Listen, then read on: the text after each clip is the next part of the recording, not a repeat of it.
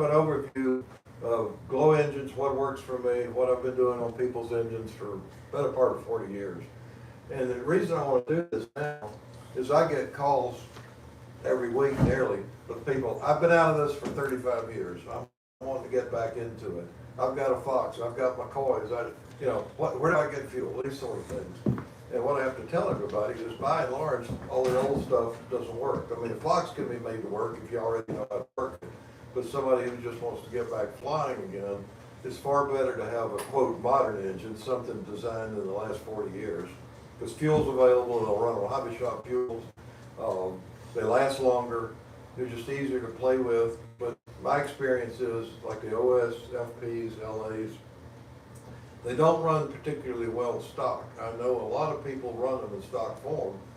To me, they want to run away a little too much, they want to sound a little too harsh, and they don't come back from a four-cycle as quickly as I like. And I do some internal mods to help fix that. But let me go back even to more basics.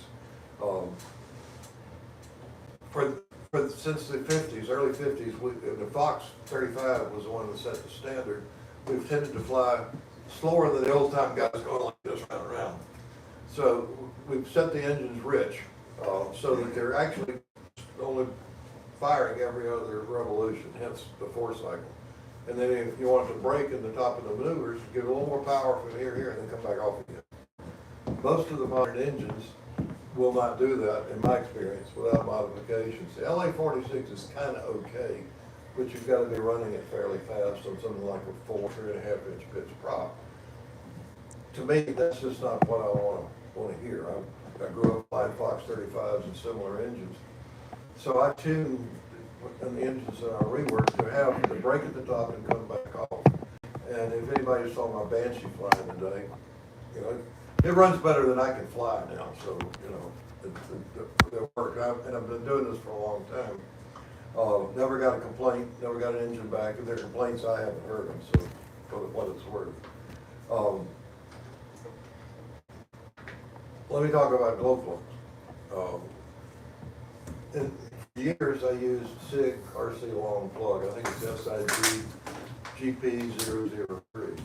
And about 2-3 years ago, suddenly the plugs just didn't work anymore. I don't know who was making them for SIG before that, but the ones that came in, just you couldn't nail a needle, they didn't have any power, whatever.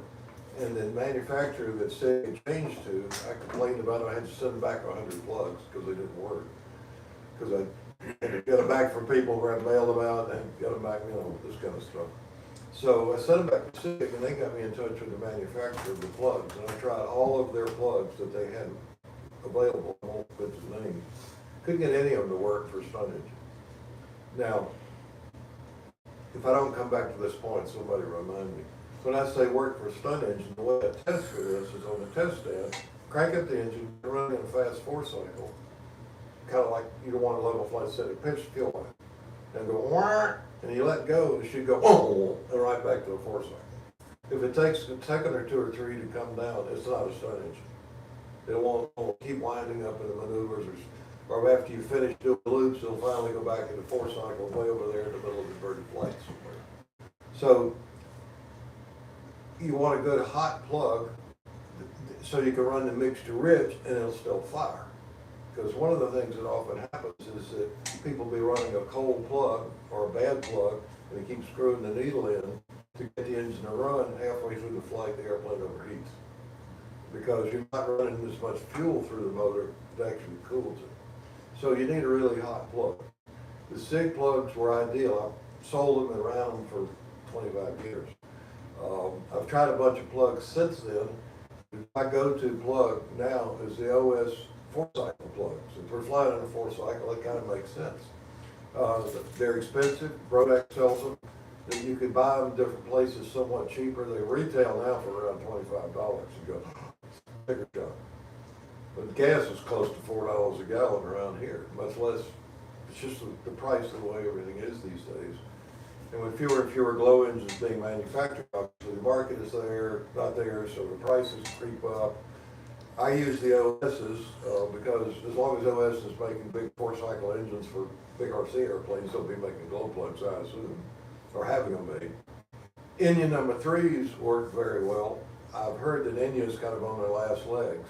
So I don't know. I'm not an India dealer. I haven't dealt with them directly, but I've used the India 3 plugs, and they work extremely well. There's some others out there that also work well that I don't have any recent experience with. Sparky, you probably do. I don't know what you run. I'm running a plug that comes from Mike Goes Flying, but I don't know what they're called. They're Okay. kind of generic, but you ain't got any. It may be similar to the old Thunderbolt plugs. Yeah, like they that. are. Yeah. Idle bar plug. Yeah. My recent experiences with the OSFs and the India 3s, also the OS has changed their nomenclature on some of their plugs. What used to be the A3 is now the number 6, and I think the packages actually have both markings on it now. That works pretty good. Don't you have a problem with OS plugs, the glow driver fitting on it? What I use is the one that's got the spring thing, so it opens up and you let go instead of the ones you just turn it on. I use the one that you just push on it twice. Yeah, but and they don't fit as well on the 6 plugs. They don't fit at all on the India plugs. But if you use the push spring thing that opens up and then grabs the plug, it works just fine. So I've got 3 of those as my flight plugs to make so they work on any plug that I use. Sonic Tronic or whatever is what I use, the orange thing. Yeah. Also the clamp on thing, sometimes if you have the twist on, sometimes if you're moving the airplane around, if you crank it inverted and turn it, they'll fall off.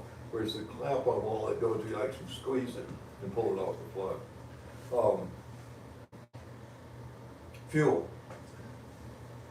I see in the recommendations for the Brodak engines that since they've been out, Brodaks were manufactured by Sergei Ivanov in Moldova, who died 2 or 3 years ago. Don't know how, but he did. And China's, or Brodaks has not been able to get engines, so obviously he's not thinking of it. He had made the double star engines for me, and I got Jim and John Brodak together to get the engine manufactured for John. But the real advantage in the more modern Brodak, so to speak, modern engine, is you can run fuel with relatively low oil content. In the old days, we ran 29% oil, 26%, 25% oil. Foxes need at least 25% and preferably all caster to last any length of time. McCalls are probably better off with 29%. So you get an OSFP or an LA or a Thunder Tiger or a Magnum, any of these OS clone engines, they work just fine on 20% oil, and I actually run less. On my setup, I carry 2 bottles of fuel on the flight box. One's 25% nitro. It's actually 6, 25, 10, 10. 25 nitro, 10 synthetic, 10 caster. And the other bottle is 0 nitro, 17% Klotz KL200, no caster. And on the FPs and LAs, I'll take the syringe, draw out half ounce of 25%, fill it up to 4 ounces with the 0.17, shake it and put it in the airplane. Works perfectly. So that's under 20% oil content. It runs perfectly like that. But you can run coal power in these engines. Maybe add 4 or 5 ounces of caster if you want to, but they'll run perfectly well on hobby shop fuel as long as you don't screw them down and get them totally lean and burn the engines down. Fuel, like everything else, is hard to find. Okay, let me shift gears a little bit. There's some fairly standard dimensions I use when working on engines. For most 35s, 40s, 42s, 46s, I use a 280,000th diameter Venturi. That's pretty standard. Actually, if it's made out of Delbert, it's probably 278 thousandths. Because when you drill it, it expands and it shrinks back. Because you do as a 280 drill and bring it out, you can't push it back to the Venturi. But 278 thousandths is close enough. The Brodak engines came with Venturis who were nearly 300,000, so I don't remember exactly what they were, but way too big. So it's another reason people had trouble with them. And a lot of the early Brodak engines, because they were manufactured in Moldova, where nitro is essentially unavailable, had extremely high compression. I know we lived in Florida with Leroy years ago, and had a Brodak 40, and he just kept wrapping his fingers, couldn't get started. Of course, it was cold, and he had 10% nitro. And it didn't feel good. I think we put like 5 head shims in it to lower the compression, and then it worked. Then you could start it without it biting and so forth.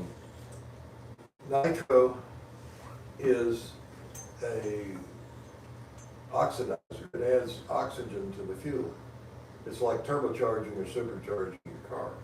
When you add nitro, you're gonna use more methanol, you're gonna burn more fuel, you're gonna make more power, but that's not necessarily all what we want all the time. Most cases, unless the weather's extremely hot, 5% nitro is plenty. I fly generally on the Stalker engines and some of the Dawn Stars that I still have. I run 0 nitro, 17% synthetic. And it keeps the engines from getting dirty, it works fine. I prime the engine with a small syringe with 25 nitro, flip it several times, get it all aerated, put the battery on, goes right off, and then it runs fine on the 0 nitro. LA-46s and motors like that will run on 0 nitro. They don't make quite as much power, they're certainly not quite as easy to start, but they will run on it. Where was I going with this? Fuel tanks. I reuse, almost everybody uses Uniflow vent fuel tank. If you're not familiar with that, most people here probably are. The air coming into the tank goes to the back of the tank, just in front of the fuel pickup. And if you turn the thing sideways, so the wings are vertical, what you really like is like the old big glass water coolers you used to have in offices. And you push the button and the bubbles go up. And it equalizes the pressure. It develops a partial vacuum. It just doesn't come flowing out. Well, in the model fuel tank, it does the same thing. And then from start to finish in level flight, it'll run the same until just before it gets to the end of the pattern. It could usually go lean for a lap or two and then cut off. One of the other videos I did with Sparky, I talked about the plastic tanks. And I used one for the pickup, one for the interflow, not attached. They just both flop around, and that works. You tie them together, so they go together like that. With having the two pickups soldered together, that works. Some guy just put them straight in. Yeah, I know what works for me. I'm not saying whatever else anybody does is not good, but I know what works for me. And if somebody calls me with an engine problem, I go down the list. What kind of fuel? What kind of plug? What kind of prop? How big's the venturi? Has the engine been modified? Until I had somebody here a while back, and I can't remember who it was. And if I knew, if I could remember, I would put his name. Guy called me up. We talked for 15, 20 minutes. Got through, hung up the phone immediately again. Oh, I forgot to tell you, I'm running a Fox Miracle plug. I have never been able to get those things to work in anything. If the engine would run on it, it was a miracle. Fox is gone now, I can say all that, nobody's gonna sue me here. But first thing to do, if in doubt, change the plug to a known hot plug that works well. NU3, OSF, a plug that's working in some other engine you've got, just put it in there. Then start working on other things, fuel lines, everything else. Usually it's the plug that goes bad first. Most modern plugs will last a long, long time unless you get the engine screaming lean. On profile, for reasons that nobody's been adequately able to describe that I understand, most of the time when you've got engine side mounted, if the cylinder's outboard that way, the center line of the tank needs to be elevated somewhere between 1/4 and 5/16 of an inch, depending on the engines. Fox is certainly 1/4 to 5/16, so you move the tank up and down so you get equal speeds upright and inverted.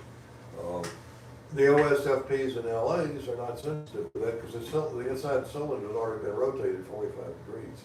Like if you had a rear exhaust motor, it wouldn't really matter, you just have everything zeroed in on the tank.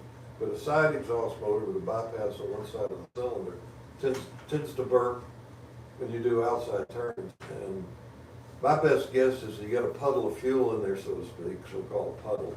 And then when you do that abrupt turn, it throws it in the plug and quenches it and goes rich for a second and burps. The Stalker 40 and 46 will burp on the outside turns. The 51, which is made on exactly the same crankcase, never burps.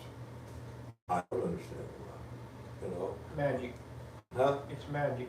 Well, it's magic. It's if you spend enough money on the bigger motor, it works. That must be what it is. Could the sleeves be?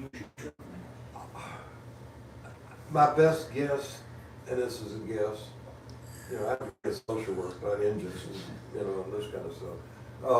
My best guess is because, in effect, the case bypass is narrower for the bigger displacement, and the velocity is faster when the fuel's going up there, so it doesn't puddle, it keeps flowing faster. But that's a guess, I don't really know.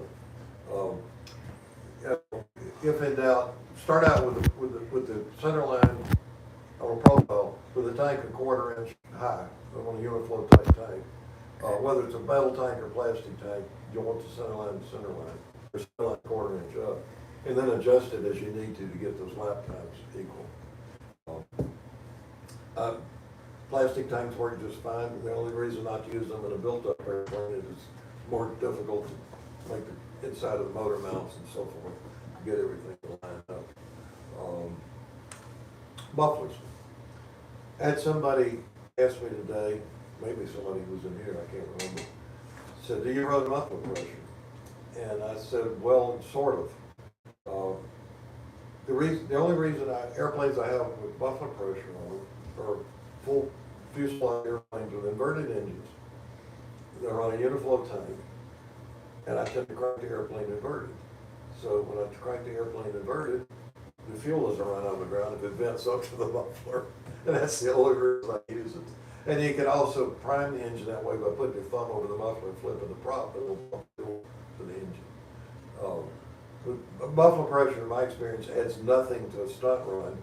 It may keep fuel from dripping on the ground, but it doesn't really add anything that I can think of, because the pressure is really so low to begin with, it doesn't really make that much difference. I had a muffler on my Chipmunk with a double star 54 in it several years ago with the nets. I had the pressure line, the actual metal tap, the muffler come out in the middle of an official flight. And all the way from, you know, still finished on time, didn't really, it maybe picked up a tenth of a second a lap, but still fly the pattern without any problem. That's how much muffler pressure makes a difference. It really doesn't make any, in my experience. And some people run it, it's more complicated to, you know, plumb everything and make it look neat and all that, but I don't see any real advantage in it. Propellers. I like wood props. I like wood props because they're light, they're modifiable, and if you get hit by one, you're probably not going to need stitches. Somebody's not in here. You know, like I've said before about everything else I know, I've learned it the hard way. So I was the importer of volley carbon fiber props back in the 80s, and I had a medical scare and realized that I couldn't pay medical bills with a basement full of props. So I sold all that to Randy Smith, and he handled them ever since. And honestly, having flown with a volley, and we're talking two blades, because one of the advantages of carbon, you can make a 3-blade or 4-blade without a problem. I've been flying ever since these newer BYNO Brodak props came out. There's nothing any better that I've found. I usually clip them off, like for my airplane that's in the other room. It's got a Stalker 51, and it's got a 12.5 cut to about 11 and a half. And I like the wide bladed tips.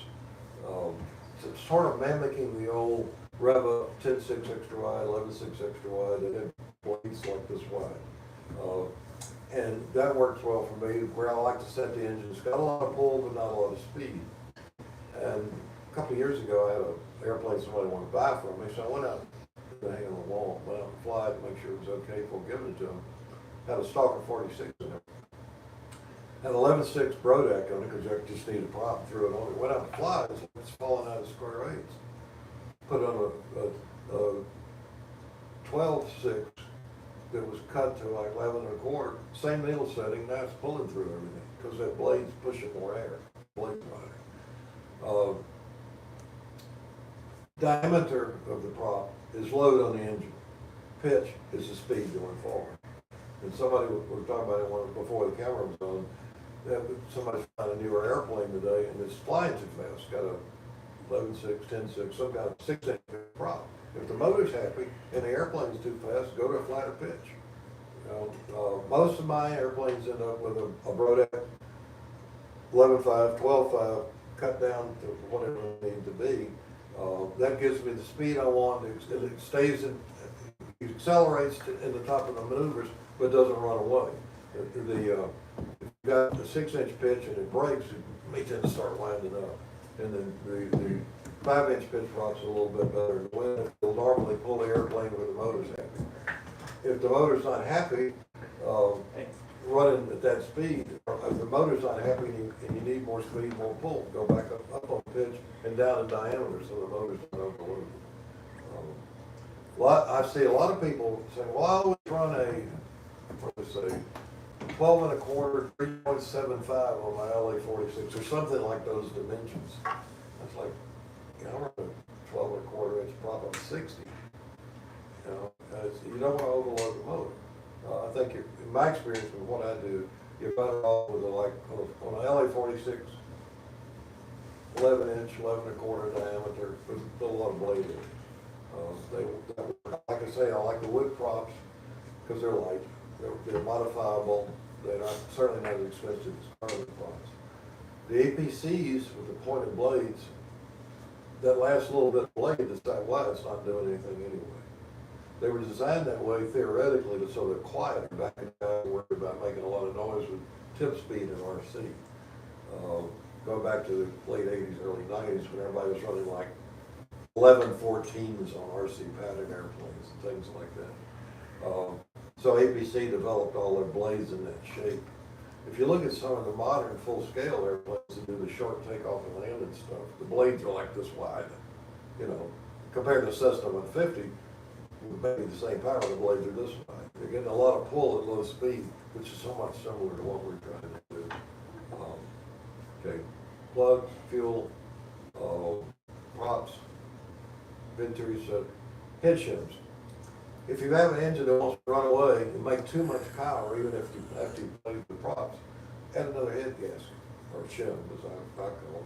Soften the compression. Doesn't take away from the level of flight power and speed, it just takes an edge off at the top. On the other hand, if you're doing maneuvers and the airplane's sagging at the top, take one out, or take two out. What we used to do with the double stars, because it was again designed around no nitro fuel, the standard setup, when the engines came to me from overseas, I'd put 3 10,000 head shims in to run on nitro. And then sometimes you might want 4, low altitude, cold air, and higher nitro, to soften them up, otherwise they break, pull your arm off.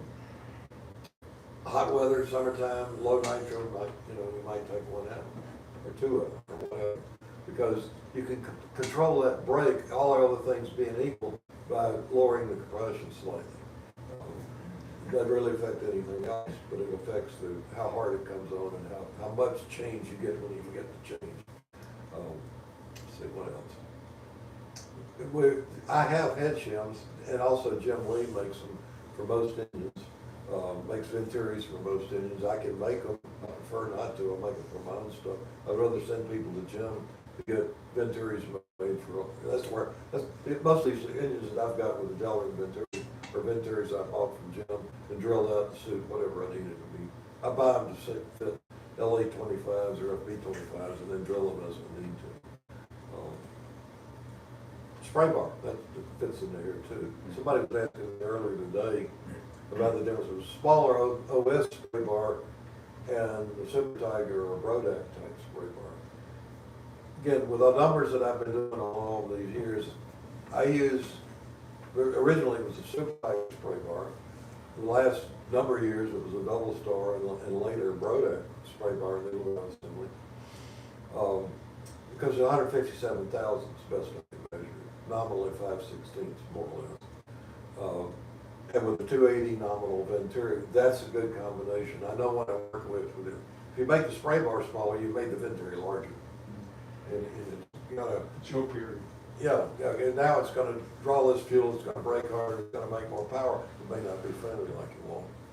And I don't particularly never have particularly liked since the early 70s, the OS needle stuff, the one with the spring and the ratchet, block when you turn. Because I've had the needles break loose from the body in mid-flight. And however they're put together, maybe they don't do it anymore, but back in the 70s, flying with OS 35Ss back then, you're in the middle of overheads and then you go, all it did was, and you couldn't get down, crank it up, it would crank, turn the needle, and didn't do anything. Take it all out, you could pull the needle out. So you avoid that problem by using a wire type needle, Super Tiger, Double Star, Brodak. Fox 35s have 2 holes in the spray bar. When I first got the original Double Star engines, they had 1 hole in the spray bar, and they run retroinverted with the same tank setup. I have a hunch that the reason the Fox spray bars have 2 holes is when people started fooling with them back in the 50s, the 1-inch thick tank, they would run retroinverted. When you take that hole and make another hole and then go this way, you raise the engine to 16 inch, or lower the tank to 16 inch. The Brodak spray bars always had 2 holes in them. The stalkers that I run, I take them apart and drill through and open up the hole on the other side. Because that way I don't have to fool with jockeying tanks and engine shims and all that sort of stuff. And that works for me. It's a little tiny drill, less than a 32nd of an inch, whatever works. One other question. I use the Randy Smith Super Tiger style spray bar, but it has 80 threads per inch instead of 40. Yeah, just a finer adjustment. What do you think about that? The problem, I think it's great. The problem is getting them. I don't know how if any he's got or can produce. I don't have any idea. But the finer, more threads, the finer adjustment it is. Yeah. The imitation Super Tiger spray bars that were made by, for RSM somewhere in China, they bought like thousands of them, have a real fine thread. Jim Lee has some spray bars. Are they 80 or 40? I'm sorry? Jim Lee sells spray bars. Are they 80 or 40? I don't remember. I don't know. I think they're the RSM spray bars, which would be the 80 or whatever number it is. It's not a real clean thread, and they got to back it out like 6 or 7 turns. What I've always done with it when I was using it, I clipped the needle off about 3 inches to retaper it, so it wouldn't be out so far to get the setting. Brodak, sold out of their needle valve assemblies for the Brodak 25s and 40s a number of years ago, but they've got more now. Yeah, they're back in stock. Yeah, they're back. It's not the same unit. It's made in Australia, but it works perfectly. And it has the 2 holes. But it looks kind of funny because the threads on the needle go all the way out to the end until you get to the bend and you're like, wow. Southern bottling mystery, I guess. I don't have any idea. But they do work. I've used them. I keep using them. I buy them dozens of times. We got any questions from the gallery? Or anybody in here. I'm sort of rambling trying to hit spots, but please feel free to ask questions. We got 12 watchers, but no questions. Anybody out there in YouTube have any questions? Go ahead and ask it, and I'll come back and check them. All right. How do you cut props down? Do you put them on a jig, or how do you get it? What do you use? I put them on a ruler and go mark Sharpie up to the saw, sand the ends a little bit, clean them up, make one like a wing tip or stabilizer tip, put them on a straight pin in the middle and sand off whichever blade's heaviest. Jim Lee sells a tool. It goes in the prop up. It has a piece of piano. You can make it easy out of a dowel. Piece of piano wire goes out like this, and it turns down like that. It's got a thumb screw in it. If you want a 13-inch, you measure from the center of the dowel to the end, 6.5 inches, and scribe it, and then turn it around and scribe it on the other side. Just I will have modified 3 props by the time you get that set up. That's literally use a ruler, from the center of the prop, mark it, and, I'll check to make sure it's right, and then check to make sure it's balanced. You're balancing it. Most of the time, I've done this a long time, most of the time I get it pretty close. Yeah, you can. And this ain't brain surgery. There are a lot of things that people make fusses about that don't make a huge actual difference in things, and you put time and money and energy into things that don't give you any real different results. What I've always tried to do, and you've looked at any of my other videos, I'm after simple and dumb and cheap, and let's get it done, and not making it more complicated than it needs to be. I'm not selling complicated. What about boiling an engine? I hear a lot about, Well, you hear people boiling an antifreeze to clean it, particularly the exterior. I've done it for years, but I figured out what works better about just a few months ago. Now, I don't, if the engine's running, there's no reason to clean the inside of it particularly. But it's not misbehaved, but it's dirty on the outside. Has all this castor break or whatever. Easy off, fume-free oven cleaner. Spray it on there, let it sit 10 minutes, get the toothbrush and hot soap and water, looks brand new. Does that's an acidic, isn't it? That's acid? I think it's acid. But Would that- the fume-free stuff is, I don't know what it is, again, I'm not a chemist. Yeah. The stuff that's got fumes will turn the aluminum gray. The fume-free stuff will not. And where I pick up stuff at 6 o'clock in the morning, cruising through YouTube, it's like, hack for cleaning your shower floor, you know? You know, soaps, at least in our house, soap scum builds up in the floor. You go to clean it, you can't get it up. Easy off for you and clean it. So when you So they take, said 30 minutes, mop it, looks like it's brand new. when you take something like an FP40, Yeah. and you dismantle the whole thing and boil it, Yeah. it's been broken in Yeah. dimensionally, metal-wise, it's been broken in. Yeah. But you're removing a film, you're removing I a don't- varnish, and Yeah. what are you concerned with when you put it back together and you go to run Well, it? see, I don't take them apart unless I have to. I mean, even in reworking engines, you know, especially with a brand new engine, I gotta change the screws on the LAs, which have whatever the Japanese equivalent of a Phillips is. And I put socket screws in, I take off the black plate, look, see if there's anything. And then I Yeah. take the sleeve out, do the modifications I do to the sleeve, put it back, clean it good, put it back together, bolt it up, go crank it. I don't take engines apart unnecessarily. What about the gasket on your backplate? You take that off? Well, if it's a new engine, that's not a problem. If it's an engine where you take it apart and the gasket breaks, it's still not a problem.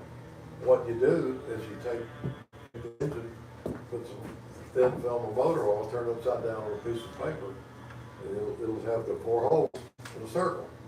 Take a X-Acto number 10 blade and cut out the circle. Put it on the engine, bolt the back plate on, trim around the engine. Yeah. Just standard paper. Standard, you know, paper you use in your printer. Yeah. Or these cards that, you know, like come in all the subscriptions for, you know, your magazine will have those little cards, that work great too. Centerfold Easy Riders works perfect for gas. No, I don't have any knowledge of that. I'd rather have something They else. made it for that. Yeah, well, For motorcycles. Yeah. Yeah. but, you know, yeah, Cereal box, whatever. quick and dumb and dirty. It doesn't have to be hyper scientific or anything. What about silicone? Anybody play around with that? Don't do it. It's not particularly fuel resistant, it stays gummy. When I have to seal an engine, like some of these that, what is it? I can't remember which engine it is to work on, but it doesn't have flats, it doesn't have the set screws that hold the carburetor in. So, oh, well, the Super Tiger 46s, for instance, the G2146. The RC carburetor is held in with a drawbar in the back, or if you saw the later control number, same thing. But if you're gonna, when I work on a Super Tiger, which is not a lot, you want to bring the needle valve back down more in line with the tank, so you don't have this funny stuff still lining it up. But it's not perfectly flat on the sides of the case. Now you can mill it if you've got the equipment, just mill it flat, so everything seals when you bolt it up, so it's not leaking any air. What I do is I get everything, put the venturi in and get everything set up, put the spray bar in it with a nut on the loose, and take a toothpick and take a tiny bit of 5-minute epoxy, and put it around, tighten it down and seal it up. Silicone, people talk about using silicone, but it gets gummy, it can leak, it's just a mess. Yeah. It's hard to use in small amounts too. Yeah. And I don't think that's the solution to the problem. I think the epoxy works better. And if you need to get it loose and you can't just break it loose, hit it with a tip of a soldering gun. Because the epoxy melts. That's how they take golf clubs apart and put them back together. It's similar, Yeah. similar heat. Yeah. That works. Clean it up good, put it back together with a little more epoxy. And that's the coldest part of the engine, so you don't have to worry much about heat, because that's where the fuel's coming in, and it's cooling everything from the alcohol. It's only the latent heat sitting around with it, after you run it, it's gonna get a little bit warm in that area, but, I've never had a problem with epoxy coming loose and leaking. I've had a problem when I didn't put it on there, forgot or something, and you get a tiny leak in it. By the way, some quick tips that I do. Screwing in a needle valve. Some of the Brodak engines had raw needles in them, and you screw them all the way in, and still couldn't get the engine lean out. The way you test is turn the needle all the way closed, take a piece of fuel and blow through it. If you hear air movement, this ain't working. You're gonna need a different needle valve assembly, at least a different needle that'll bottom out and shut off the flow. By the same token, if you turn the needle all the way in, put your finger over the venturi and turn it, and you can hear air. It's either leaking around the spray bar or it's leaking through the front bearing. Just quick tips for troubleshooting stuff like that. I might have asked you earlier, I forget, but what goes into reworking an engine? Mostly cleaning it up and. Well, I mean, when someone sends you Okay. an engine. I take it apart, look at it, clean it up, outside, and into whatever degree it needs to be. If it's been sitting around a long time, I'll clean it up good inside too. But I do a modification to the sleeve, change the intake tank. Now, I've had people ask me for years, tell me what you do. Send me your engine, I'll work on it, you can take it apart and look at it. I don't tell people because I messed up a lot of parts learning stuff. And that's what I do. It's a business. I don't, but people are free to look at it. But I do alter the flow inside the engine in a very subtle way that lets it come back from a two-cycle much quicker and give more low-end torque. If you know anything about engines, then you can probably figure out what I'm doing. But I've seen other people have worked on these engines, and they get sent to me afterwards because they're still not working right. And I can look in there and say, yeah, they didn't do what I'm doing. And that's with a Dremel tool and a carbide bit, it's fixed. So are you actually increasing the amount of airflow through the engine with your modification? It's an air pump, really. It's an air pump. I'm changing the valve timing if it was a four-cycle. If it was a car, I'm altering the valve timing. The position of the piston with respect to your porting is changing. No?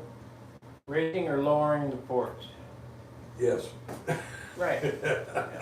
And I'm doing some stuff on the outside of the sleeve. But you're using the same sleeve, you're not adding material to it. I'm not doing anything. It's very simple stuff. In the early 1970s, Fox had an engine that George Aldrich was supposedly the designer of. Kind of heavy, we thought in the day, 40. Flat top piston. Ran great. It's just kind of awkward because it had funny mounts on the case and stuff. When these engines first came out, the OSF P35s and 40s, which is early 80s, we all tried to make them run a stunt, and they didn't run very well. So I got to looking at this flat top piston, Snarl ported engine. The Fox engine that Aldrich supposedly designed, flat top piston engine, and it's a non-snarl engine. Well, I know Aldrich at the time had been working a lot with Super Tiger stuff for racing engines. And Super Tiger had what they called at the time airfoil porting. That's just a name for it. But it's directional stuff inside the engine they were doing. So you didn't have, because the flow comes up, the bypass, it hits a baffle and goes up in the head. If you don't have a baffle, it goes out the exhaust on a two-stroke like we run. Or the baffle's not high enough, it goes flows out the exhaust. Or you lose power. It'll run, but you lose a lot of power. Whereas the Super Tigers that Aldrich had been playing with and that Fox didn't have a baffle, they ran.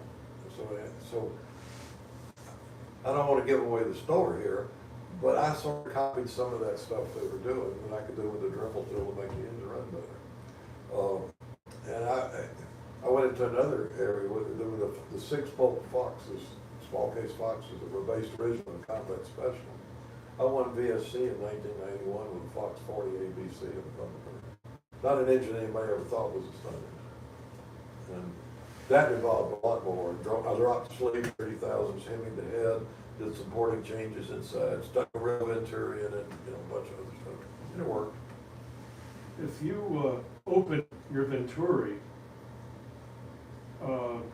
like a F-D40, if you, I forget the dimensions between the spray bar and the Venturi ID, but I believe I've been told that if you increase the area too much, you reduce the effectiveness of the Venturi. Sure. 'Cause you're And it's not it's an adductor, and it's not gonna draw as well. Right. Yeah, because when air increases velocity, it lowers pressure. So if you open it up, you're decreasing the velocity for the same amount of air. Because more is going through a big hole, but it's not going as fast. That's So right. it's not drawing fuel as much. Interestingly, when I got in the shower last night, turned on the shower, and the shower curtain went, you know, the airflow past the water sucked the shower curtain in, which is kind of annoying. You know, and you can put it on, you can put the shower, I put the shower curtain inside the tub, you know, so it doesn't run water down on the floor, but you can put it on the outside and it probably wouldn't do that. You know how few people think that way Well, in this world, I you know? don't want to step out of the tub on a wet floor and break my ass when I fall. So I've got a few years on me now, and I'm holding on real hard when I get in the shower. Super Tiger question for you. All right. Okay, you know that I run the ABC Super Tiger liners from Brian Gardner. Yeah. I had a liner, and I had an engine. It was modified by somebody. Uh-huh. Mark IV modifications. I never ran the motor Uh-huh. or whatever, so I took it apart and I put the liner in it, but I looked in there and it has finger ports in there. They go up on the bypass side and over this Yeah, way. it's like Perry porting. Right, like Perry porting. Yeah. But the Brian Gardner liner blocked it off. Do you think they'll have any effect having those there? I mean, because the Brian Gardner liner works perfect. I don't think if it's blocked off, it doesn't make any difference. It's just Okay. dead space in the case. Right. And that's one of those solutions to which there's no problem. You know, adding extra ports to a Tiger 46 doesn't make Or sense. 60. 60? A 60, yeah. A Super Tiger 60 runs perfect right from this factory. Yeah, well, what happened with Super Tiger 60s back in the day, I just ran them out of the box. Right. Changed them into, Right. you know, I switched to Mercos when they pulled the plug on World Engines and I wasn't a dealer anymore. 13.6 rev up. This is my setup. 13.6 rev up. 10, 10, 10, or 10 caster, 10 Yeah. synthetic, and a Randy Smith battery with a spray, and they run perfect. Yeah, you don't need anything. You might, I know Al Raby experimented a lot with them with, you know, more compression and doing various things, but he was trying to fly an 80-ounce airplane, you know, with a 60. Needed a 90. We didn't have 76s and stuff like that back then to put in. The biggest engine you could find was a Tiger 60, and he discovered it for everybody, you know, and it worked. I mean, he was able to win the Nats with them, so. But no, I've never seen any need to do much to a Super Tiger 60. I don't know why somebody would take a Dremel in there and grind that groove up and then.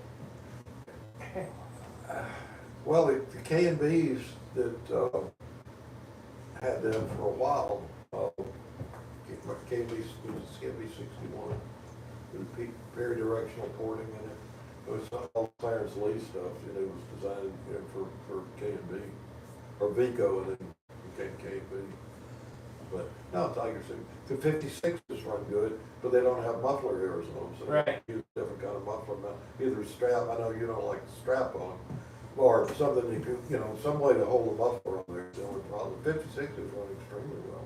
They actually vibrate less than the 60, but other thoughts, questions, anything here? Am I covering stuff that's useful to you? This is my real question here. Anybody in the internet world got a question? Better ask it quick, because it only happened once. I got a question Yeah, for you. sure. So on some of the older engines, you know, there used to be short plugs and long plugs, and it referred to the thread length. Yeah. The OS plugs don't really substitute well for what used to use what we call a long plug. Doesn't seem to matter. It doesn't matter? No, the four-cycle plug, the Type F is longer, but the A3 number 6 is shorter. Doesn't seem to make any difference. As long as the fuel gets exposed to the catalyst and the element, it doesn't seem to really matter. But it's up inside the head. Yeah. This is a theoretical problem that apparently doesn't really affect anything. Yeah, the combustion's taking place in the chamber, and all that element does up there is it just ignites it. And you know, what you're saying is that if the element is closer to the chamber, it really doesn't have a big effect on the flame. You gotta figure if OS is making these plugs and when they were delivering the engines, it had an A3 plug in it. Now, you'd think they would know what they were doing. And they work fine. They're a little cheaper than the four-cycle plug. Hold on, we lost the battery on that. Now the old Fox Combat had a thicker head. Yeah, Is that where the long plug idea came up from? I don't know. I came in late after The the Fox Fox 35 had a long plug on it too. Fox 35. I came in late, and you guys probably covered the plugs a little bit, but Yeah. what about the bars? I like being in a bar, but probably could do too much of that. The out bar on the plug, little bar across the bottom, was developed back in the middle of the late '60s when RC flying took off. Pardon the pun, play on words. And you needed, they thought at the time, to have something shielding the plug to help it stay hot when the engine was throttled back in a low RPM. And so it would an idle, that's an idle bar. And then you throttle up and it wouldn't just, kill the engine by getting a rich slug of fuel in it. So that's something that kind of became a thing. But the newer plugs that we get work fine without an idle bar. The other day I watched a video, and I didn't know that this is how a glow plug works. Yeah. I thought that the compression is what lit the glow plug. It's not. It's the iridium exposed to the methanol. Yeah. Well, you got to light it with a battery to get it going, but once that happens, it's self-igniting. Right. Because the guy took an iridium wire, stuck it down into an alcohol tube, and pow, it just lit right off. Yeah. Yeah, they, hot plugs, cold plugs. Again, I'm not up on the metallurgy, I just know what works on these engines, but it's platinum, iridium, rhodium, some combination of all of them. When you think about a glow plug, it's really kind of, we used to pay what, 69 cents for them back then. 49. Yeah, whatever. But think of the tooling and the time and the investment it takes before you make the first glow plug. $25 now sounds cheap for one of them. If you're the guy Think about it. if you're the guy manufacturing these things, how much investment do you make before you've sold the first plug? And they might not be good plugs. The development goes into it.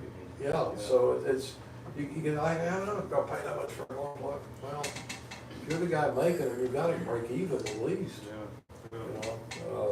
It's. Yeah, I noticed that Macoa, I've never bought a thing from them, but I looked at their glow plugs, Yeah. and they went way up because rhodium was expensive. And don't even get me started about supply chain issues and the economy, and I don't want to be on video for that. Other questions? So the idle bar, as far as we're concerned, you don't need it. I don't think so. You don't need it. I mean, think so. a lot of guys use them. Well, but it's not the idle bar that's the issue, it's the components of the element is what really the problem. You can probably take a plug that works that has an idle bar, take your Dremel and careful, grind it off, put it back in the engine, probably won't make any difference. Yeah. I like Long as the you don't idle bar, break it the keeps the tater off, it keeps taters off the element. Yeah, well, that's more of an issue with the racing guys than for us, but, I know the old, what was the Globies that would, and they run them, they get changed, to start the elements, if they get one run out of it, have to throw the plug away. You're running high RPM, high nitrous, but what kind of engines have you had or situations where they would grow taters on them like that? PAs, super PAs. tires, oh yeah. I haven't seen it with Tiger or Tiger equivalent. like I the think first that one. has to do with fuel though, is what's Could- causing that. Could well be, could well be. My opinion is a lot of the pipe engines I've seen, I think are a little overcompressed. They'll be a lot friendlier, jacked ahead of 10,000s and be easier to operate, not as sensitive, but that's just an opinion. And I've flown with pipes enough to say, I don't think I'm into this. I'd rather hear how a Fox runs or equivalent. I quit running pipes because that's 3 ounces of extra weight you don't need. Yeah, yeah. It's, And it's They all use the- slung underneath the air. not to mention the They're cost. carbon, don't you use the carbon fiber material? Certainly. Are they lighter? Yeah, but that pipe is 1.5 ounces and the header's another. And then if you're running a big block, you got 8 ounces of fuel instead of 6. So there's 2 ounces. You got 5 extra ounces of Yeah. shit. And not to mention the three-blade carbon prop. Yeah, that's 2 ounces. Well, and I'm just thinking of dollars and cents, not just weight. You know, I watched somebody at King Orange Way down in Florida a few years ago, kept taking off with the airplane going straight downwind. They start rolling their nose over because the wind would get under the tail, it's blowing 20 miles an hour. Idiot, don't take it off there, take it off Yeah. there. And, you know, he buzzed the end of three-blade carbon pilot prop, 2 or 3 flights in a row. That's, back in those days, that's $100 right there. And, I mean, I guess you could clip them off and, you know, use them on a smaller engine, but that's a lot of damage to take off in the wrong spot. Not only that, if you get your hand in it, you're gonna lose a finger. No. Again, I've flown with volley props, sold volley props, nothing wrong with volley props, but for my money and time and trouble and fingers, I'd rather use a wooden prop. I use electric starter and all that stuff now. Yeah, well, that's certainly smart. Roy Trantham, passed away about 10 years ago now, but Roy was an ex-NASCAR racer. He knew a lot about engines and fuels and all that stuff from just doing it growing up. Roy had a lot to do with the design development of the second generation double star engines, the one with the gold heads on them, the 40s, 54s. Had a superbly wrong timing with that because we brought out the 40 double star ball bearing designed to drop in Tiger 46 mounts and weigh 1.5 ounces less. And the 54 would also bolt in the same mounts. If you needed more than a 46, you could put a 54 in there. And if you wanted to fly with 15,000 lines, you could put the 40 in there and not have to run 46. Or not for 19,000s. Our timing was perfect because right after we looked to make ball bearing 40s, they changed the rules and you could fly 15,000s on anything. You just, I think you went to, I forget what the brakes were. It doesn't matter now because you can fly kites Right, straight you down. had to run anything over 40 was 18,000 Yeah, back in the day. That's back what it in the was. day, and then under 40, 15 or 20. 15, and then all the way down to 19, you could run 12,000. Yeah, but now you can fly kites if you want to. Isn't Roy Trenton the guy who did the Tempest? No, Didn't he fly Tempests? no. Roy was out of South Florida and flew mostly old time and classic stuff. Can't remember. I'm thinking he passed away, but he flew a Tempest, tried, you know, with a 3-wheel old classic Tempest. Yeah. Jet Bart Kopensky here. Pardon me? Bart Kopensky. Well, I know Bart, he's still alive. Well, but I don't, maybe Roger Barrett, maybe, I don't know. I thought it was. It wasn't Roy, because Roy was more into the old time stuff. In fact, Roy and I came up here in 1999. It was my first road accident. We up here in this Cessna 340, which is the way to go. And that's 11-hour drive, where it was like 2 hours or less to fly from. That was his Cessna 342, wasn't it? Yeah, it would get up and it would go. Yeah, It would go. That's Came back from Tucson in 6 hours yeah. airtime. Still no comments from the peanut gallery. I can't believe you guys. Usually you're chatting. Well, they may have already tuned out and gone to something else on YouTube. But There's 13 watching. Is the chat working? yeah, got dancing kittens or something else are watching right now. Yeah, dog taking a crap on a paper. Again, I'm throwing a lot of stuff out here, hoping that, you know, it's useful to people, but, the real reason I wanna do this is, I enjoy it, but more importantly, is to get information out there. This is all written down in various places. By getting it on video, people can go back and look at it, you can look at it over and over again, or other people can look at it. 10 years from now, people can look at it. And probably 10 years from now, I won't be doing this. So I've got a feeling I need to kind of get stuff down that I know as best I can, and again, I try to do it as simply as possible, as cheaply as possible, as easily as possible, make things as uncomplicated, because at least at the beginner, intermediate, advanced level, we're not dealing with stuff that's all that complex. And no need to make it that complex and make it so hard to do. But it's good that there's guys like you and Bob Hunt and Sparky that are willing to share your experience, Yeah. because there's a lot of guys that, you know, it takes a lifetime to learn it. Well, everything when I was a kid was a secret. Yeah. I couldn't ask him, how did you do that? He wouldn't tell me. You know, nobody would tell you. They weren't sure. Well, they're all 19 years old and didn't know. That was part of it. You know, think about the Noblers, designed by an 18-year-old. Yeah. You know, in 1952. 52 was the original one. And they got the plans wrong for the magazine, and planned it different again for the kid when it came out. But, you know, that was state of the art back then. Wow. He was 18 years old. Yeah. There's pictures of it. You look He at a flew the lot. other way around. George flew the Yeah, other way. you Oh, look at a cool. lot of the national champs from the 50s and even into the early 60s, they're kids, Yeah. they're teenagers. Yeah. It's crazy. Bill Wurwicz, you know, won the Walker Cup when he was a senior, so that would be like 16, 17.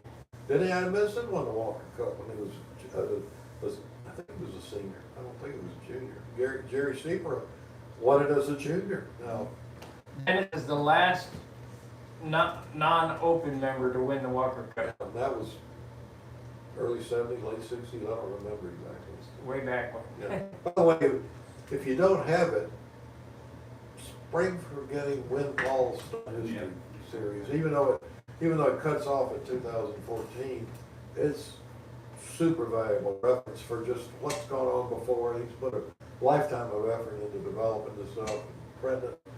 I put out another video a few months ago on Elliot's Black Tiger, because that's what inspired me to get into flying. If there's a shortcoming in Wynn's book, he's not doesn't talk about people very much. He talks about airplanes and contest results, and that's really what he's trying to catalog. But not many character stories, and there are a lot of character stories out there that need to be told.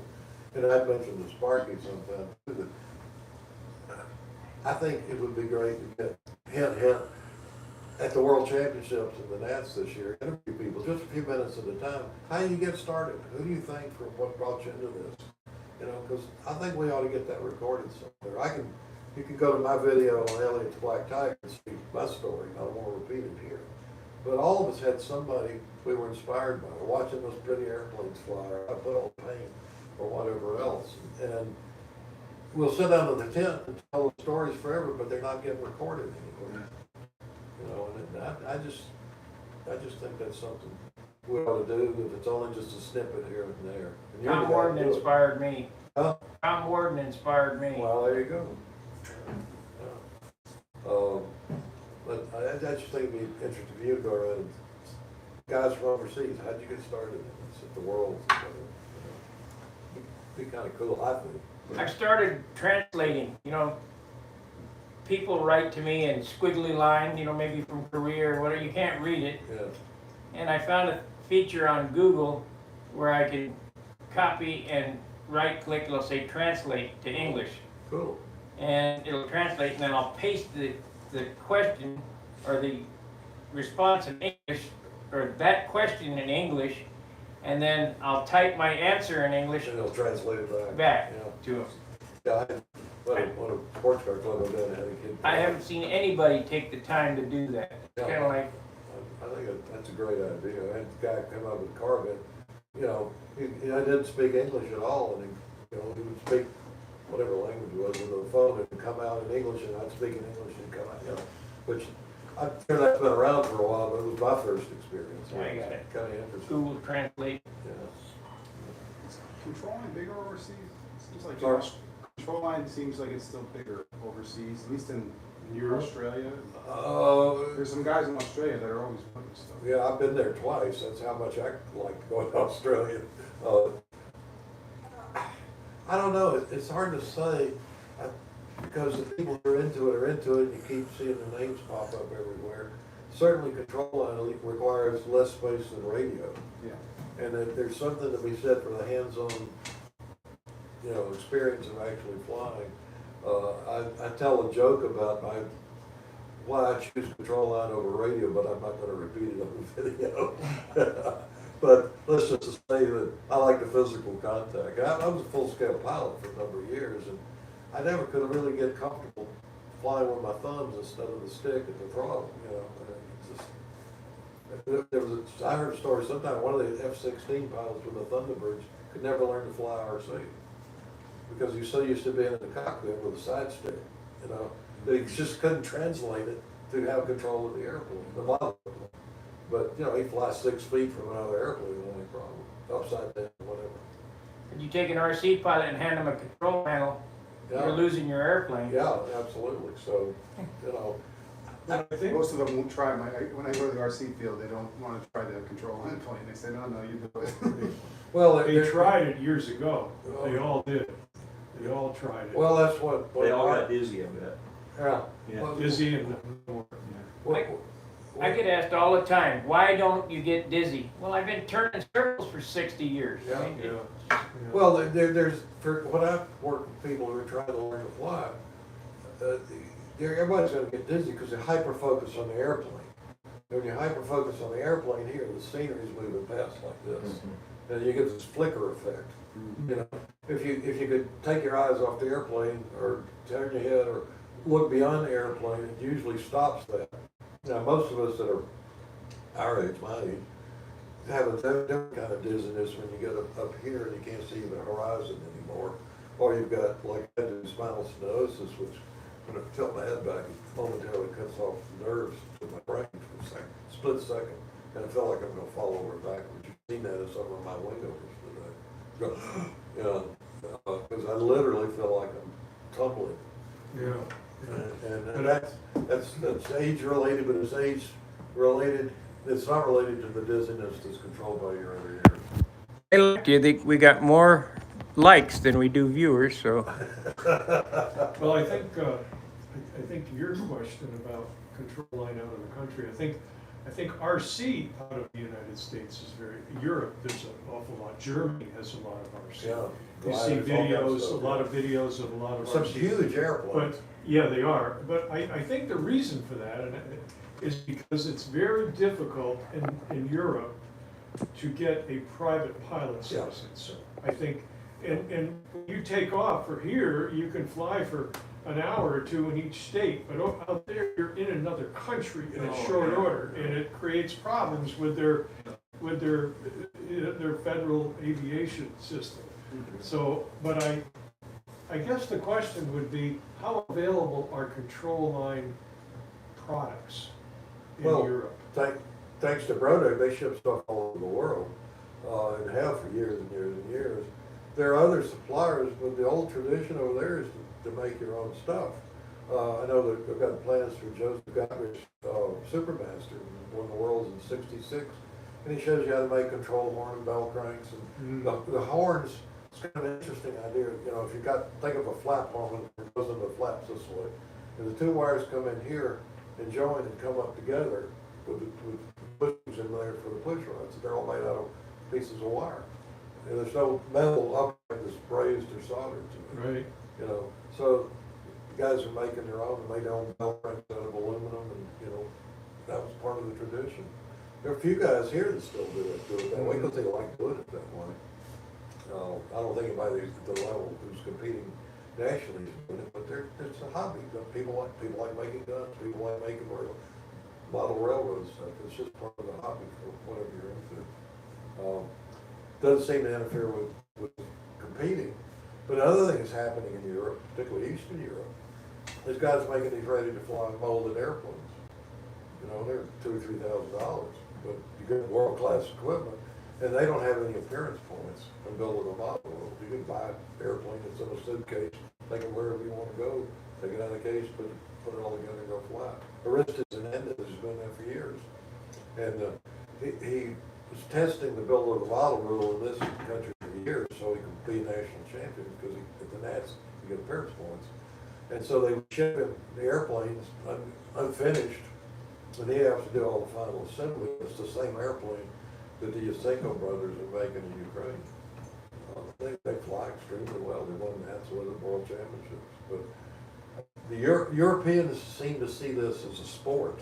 We think of it as a hobby. So that's kind of a different orientation which they bring to it. And, you know, there's something commendable for that, because we've always thought of it as toys and hobbies. Hobby is like something like stamp collecting, or, you know, whatever. You know, the sport that you do, you have to build your own equipment is really what we're doing at the competition level. You're a monster when you build your own stuff. Yeah. When you buy it, you're just a flyer. Yeah, well, it's interesting because that magazine we get, it says model aviation. Right. In big letters, it says aviation, and model in small letters. I don't know what, it's a terrible magazine. And, Great for mixing epoxy. Great for mixing epoxy. And, I go through it about 2 minutes, throw it in there, cut it up, and I mix didn't, epoxy. Are you I talking, wouldn't do that. are you talking the AMA? Yeah. Yeah. Well, there's Slick always, page there's epoxy always mix. some control line stuff, a page or two, somewhere in the back. Well, but relative to what you can get by Googling it on, you know, computer, or look, you know, look at the Sparky stuff on YouTube, it's minuscule in terms of useful information. And my beef with it, all this is not what I'm here to talk about tonight, is that when they cover an event, whether it's radio control line, there's some technical information. You know, you got these RC jets or full quarter scale or all sorts of things. What kind of radio? What kind of engine? Who designed the airplane? Where did you get the plans? It's none of that. And even when you go into the back where they have the district reports, you know, you read the district reports, you see the pictures, you very seldom see any control line stuff. And then those guys are just saying where they went out to eat, Yeah. visited a club, and that's, you know, that's another thing that got me started on. I'm surprised we don't see more on the manufacturing facilities where a lot of these radio control, high performance airplanes, these jets are made. I mean, Ramy RC. You want to see that stuff? Ramy RC. Ramy Art, he's got down in Georgia, and one of his is that here in the States? Yeah. It started in Europe, and he moved it to the States. Yeah, I don't know what his nationality is originally, but the guy, the movie producer, black movie producer, can't think of his name right now. Amazing airplanes this guy has built for him. Amazing. You know, I mean, they're like, he had a, what was the last one he had? C-130. C-17, flies all electric stuff. And, I mean, these airplanes like 14-foot wingspan, you know, and the jet, or airliner fuselage is big around. Yeah. He 3D prints the buck and carbon fibers this thing, and then take the buck, you know, mold it. It's all Yeah. high-tech shit. What is the guy's name? Be good to. Zeroli. No. The guy that does all the movies, black movies and stuff. I can't think of his name at the moment, but Spike Lee. no, this is contemporary stuff. He's got a hangar down there with airplanes that just, you wouldn't believe. It's all over. You go to Ramy RC, R-A-M-I, and you can see all of this. That was R-A-M-Y. I think it's I, but I could be mistaken. I use the voice on my TV, just voice remote to get it, and it comes up. So as long as it's close, it'll come up. When he first started in Europe, he was making all kind of mistakes, and then he got over here and flight test. That kid, when I was working in Dayton, that kid's Peter Schriepel, he cut out of foam an airplane that he could fly, an ultralight he could fly. And he used to go to Radical RC to buy the motors and batteries and props and all that shit. Them guys are nuts. They flying in foamy. back to what we're here about today. Anything else? Any other questions, thoughts, comments, engine stuff? I've said before, if you need to get in touch with me somewhere, we got an engine to work on or question, or pass this on to friends. Also, all my information, you can Google my name, and got a little page on it's not really a website, but a page, contact page. You can get the information. I'm not gonna put it on here, but it's readily available out there. Also, my address and all that stuff is in the Rodak catalog, I presume, on the website. So Sparky's vendor section. Your representative, I can't remember his name. Jim Kennedy. Yeah, he posts your number and stuff. I got through a whole career, never had to use a keyboard, so I don't know how to type. You know, and it's too late to learn as far as I'm concerned, because I'd rather build airplanes than practice. And I'll probably never learn to play the banjo either, The ukulele.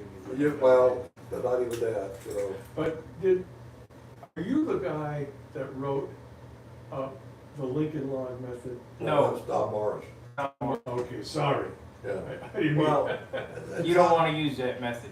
Tom's been a I've great. tried it, but it's heavy. Well, Tom's been a great contributor to the sport. He's got an age where he can't do it as much as he did, to sold all of his stuff off. I go back to my big, dumb, and simple. That's why I use foam wings. The kits that I sell, I got like 16 parts in the whole kit. You know, he's got 16 ribs and the top of a wing on one half. So, you know, how much time do you want to do? You know, you look at my foam wing video and see what I do. Anything else? Anything else? I think I'll wrap this up before we talk Yeah. too much about RC, the magazine, and politics. For all the years you put in the sport, to the hobby, whatever you want to call it, Yeah, thank you. glad to do it. I want to pass it on. Everybody, thanks for watching. We'll see you later. Fair winds, tight lines. See ya. Thanks, guys. Thank you.